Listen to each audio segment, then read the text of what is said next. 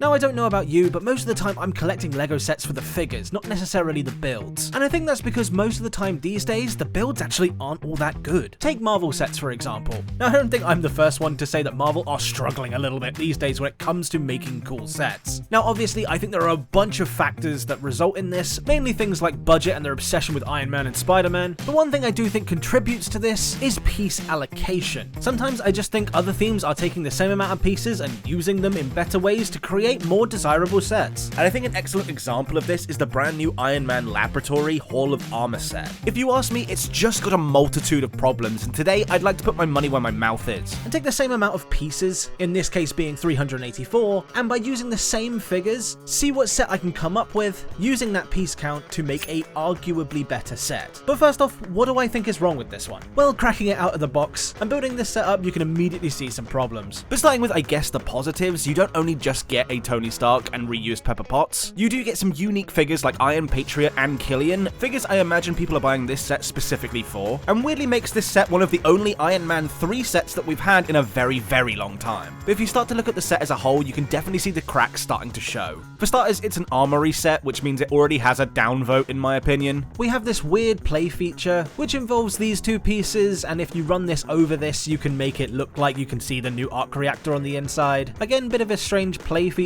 I don't imagine many kids doing this more than once. And we get what looks to be an Iron Man suit up, very reminiscent of the scene from Iron Man 1, which is interesting because these arms are never seen in Iron Man 3. Making me question again which film this set is based on, which makes my next point even worse because we're in Tony Stark's house. I know we get a suit up scene in Iron Man 3, but these arms are nowhere to be seen. And obviously half the build and some of the minifigures are based on the ending of Iron Man 3, not this suit up scene, so it's all just a bit confusing.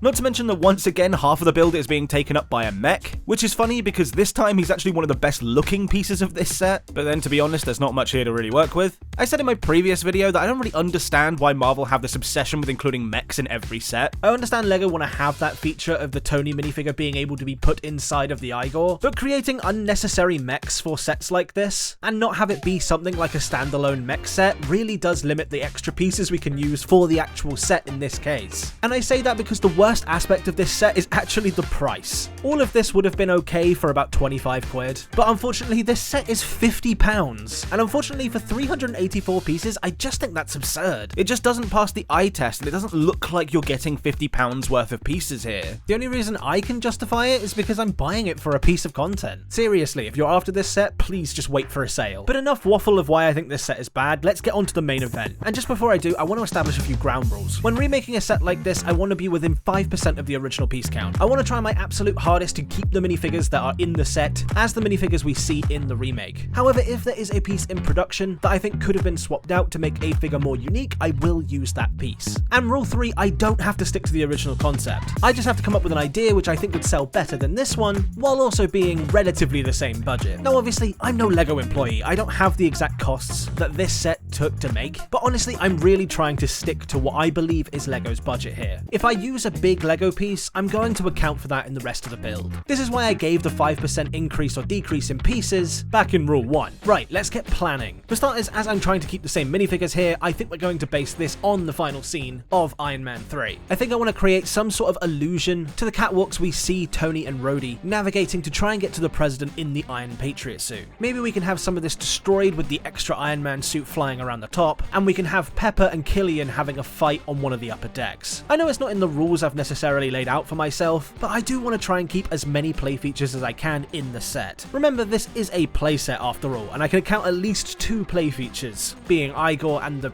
weird sticker thing. So I'll try and retain at least 2 play features in my version of this build.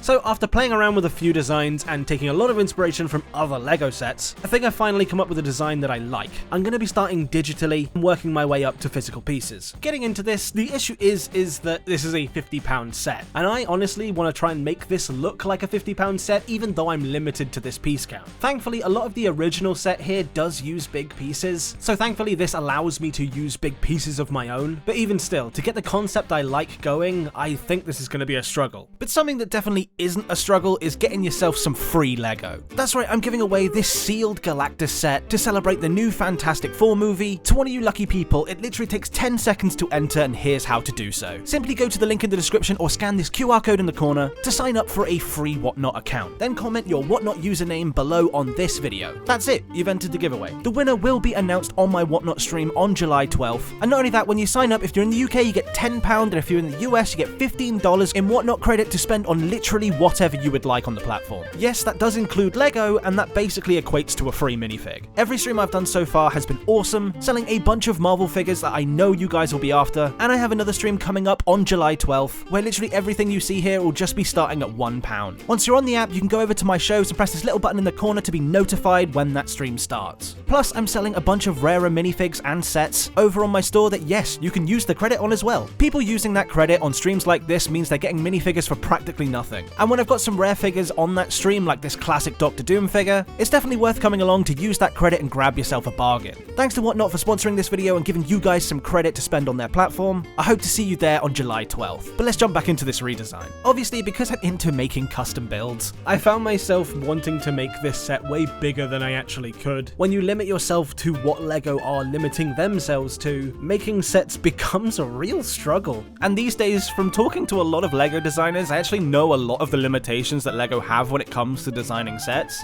but I'd honestly love to know way more about this process. Things like how they decide their budget in the first place, or can you just use a piece that currently isn't in production but is a still relatively common piece in another color? And the biggest thing, like what concept limitations they have. Obviously, I've chosen to do a set based on Iron Man 3 here, but for all I know, LEGO might have said you have to do an Iron Man lab, and the designer has tried to push the boat out by doing something from Iron Man 3, finding an excuse to give us figures like Iron Patriot and Killian again. But alas, with sets like this, we'll just never know. Now obviously, I have to stick to the minifigures that are included in this set, so I've decided to focus more on the saving Pepper aspect than necessarily saving the President. As the President wasn't included in the main minifig lineup, I would have loved to have Rhodey just in casual clothing, and the President in the Iron Patriot suit, but alas, we just can't do this. So instead, I've decided to have Rhodey just fly around the set, and even though it doesn't make massive sense to have the Mark 6 and the Mark 43 in this scene, I would have loved LEGO to have included a brand new Mark 42 minifigure with this new Iron Man style helmet. Maybe they just didn't have the budget to include a brand new fig,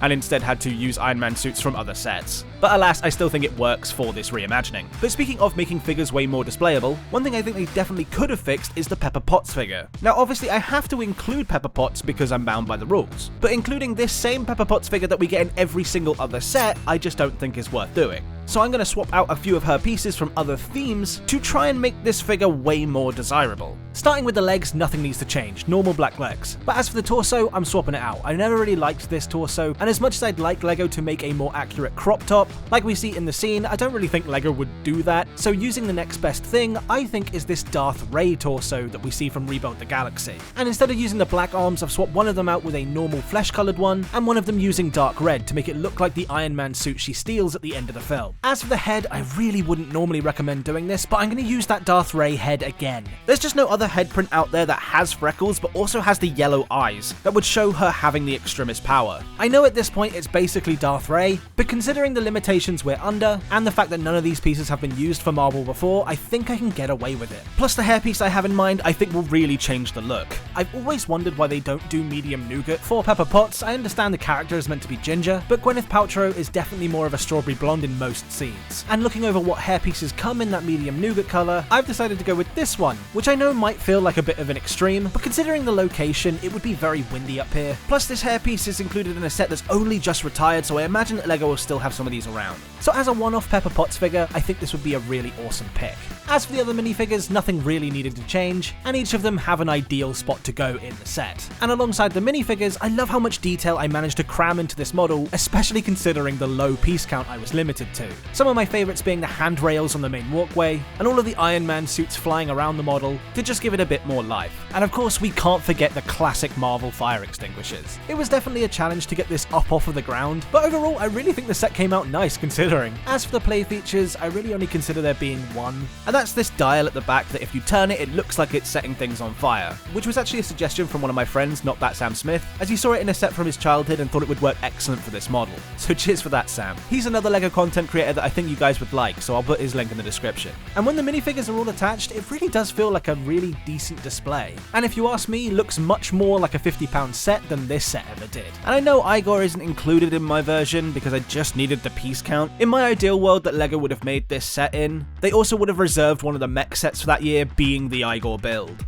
You know, just so you could display it alongside this set. But I think the biggest accomplishment of this set is the fact that it's exactly the same piece count as the original build. And I know price per piece doesn't really matter too much nowadays, but it is hard to argue with the exact same piece count. Which just goes to show, with a bit better piece allocation, Marvel sets could be really good for the price that they're being set at. But let me know what you guys think. Would you have rather bought this for 50 quid? Did I succeed in redesigning this set? And let me know what other sets you'd like me to redesign in the future. If you'd like the instructions for this set yourself, you can head over to my website tommyc.store and pick those up for a very small price. Anything you buy over there really does help out the channel, so I really appreciate anybody who goes and buys. Alternatively, members can get these instructions for free, so if you're a member, head over to the community tab to receive your download. Thanks to all the members currently making these videos possible, and I'll see you guys in the next one.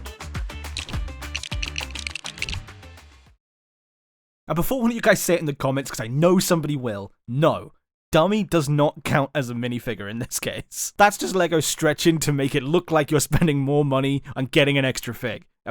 It does not count. No.